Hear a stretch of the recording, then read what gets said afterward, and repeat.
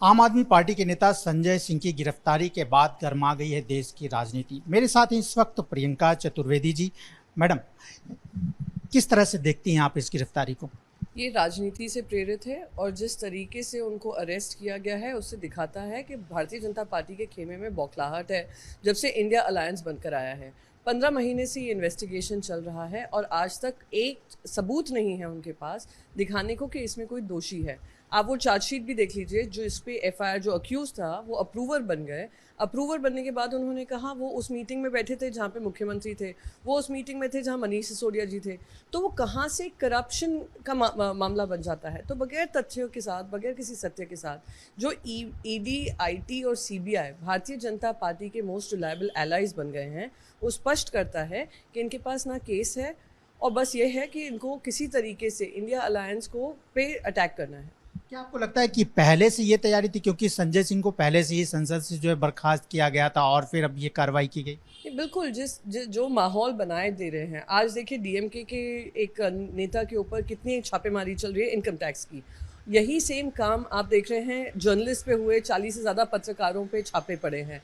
तो ये पूरा एक क्रोनोलॉजी बन चुकी है कि जो विपक्ष में मजबूत होकर आवाज़ रख रहा है, जो सत्ता के खिलाफ प्रश्न पूछ रहा है, जो मणिपुर और अडानी पे पूछ रहा है, उनके ऊपर ईडी, सीबीआई, आईटी पड़ रही है। पश्चिम बंगाल में भी जो है छापेमारी हो रही है ममता बनर्जी के जो है मंत्रियों के साथ। तो आप समझ सकते हैं ना। मैं पूछती हूँ, आप 2014 में एक इन्वेस्टिगेशन रिपोर्ट आई थी एक अखबार में, 2014 के बाद 4 गुना इजाफा हुआ है ईडी की इन्वेस्टिगेशन में।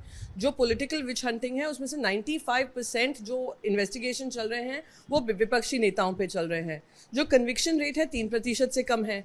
तो इसको हम क्या कहेंगे? ये सोची समझी राजनीति है जहाँ पे विपक्ष की आवाज़ दबाने का काम कर रहे हैं और जो इनसे लड़ने को तैयार नहीं है वो बीजेपी में शामिल हो जाता है। 70,000 करोड़ का घोटाला अजीत पवार के बारे में प्रधानमंत्री नरेंद्र मोदी जी ने कहा था, 48 घंटे में वो बीजेपी में शामिल हो गए। हिमंतु बिस्व शर्मा, मुकुल रॉय, नारायण राणे, मैं इतने सारे नाम महाराष्ट्र के ही ले सकती हूँ, जो दिखाता है कि ईडी, आईटी, सीबीआई बीजेपी का हथकंडा बन गया। विपक्ष कह रहा है कि अब ये इंडिया गठबंधन को कमजोर करने के लिए सब कुछ ऐसा हो रहा है। क्या आपको भी लग रहा है?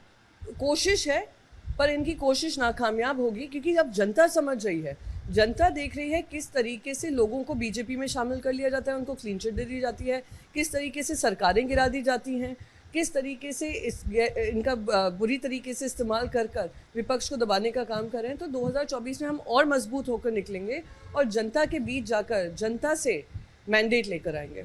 मतलब आपका कहना है कि इंडिया गठबंधन कमजोर नहीं होगा, भले इस तरह की कितनी भी कोशिश कर लें? हाँ, मजबूत होगा, कमजोर नहीं होगा। ये कितनी भी कोशिश कर लें, जनता की आंखें और खुलेंगी कि ये जो कोशिशें हो रही हैं ये विपक्ष को दबाने का काम हो रहा है, जनता की आवाज़ ना रख पाएं। महंगाई की बात, भ्रष्टाचार की बात, महिला सुरक्षा की बात, किसानों के हित की बात, बेरोजगारी की बात, ये जो 5-6 मुद्दे हैं जिससे ये भाग रही है, उसको हम जनता के बीच लेकर जा रहे हैं, जनता की आवाज़ बन रहे हैं। तो जो लोग अपनी मन की बात करते हैं उनको दुविधा तो हो रही होगी, इसलिए इस तरीके का काम कर रहे हैं। तो ये प्रियंका चतुर्वेदी जी, जिनका कहना है कि इंडिया गठबंधन को कमजोर करने के लिए ये कोशिश है, लेकिन इंडिया गठबंधन कमजोर नहीं होगा, इससे और ज़्यादा मजबूत होगा और हमारी बात जनता तक जाएगी।